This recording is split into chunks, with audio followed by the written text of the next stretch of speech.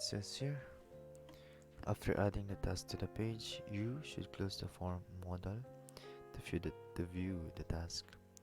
To do this, utilize class list to toggle the hidden class on the task form element. Again, modal is like this.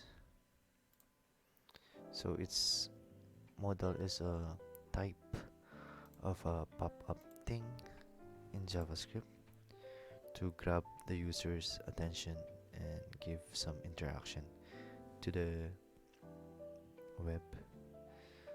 So to do this, we first utilize class list and then toggle the hidden class on the task form element.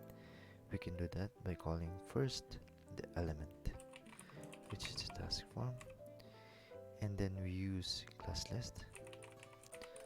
So what class list does is to manipulate all classes, and then we put the action and we interpolate the toggle, and then we identify what class to toggle, which is in this case is the hidden.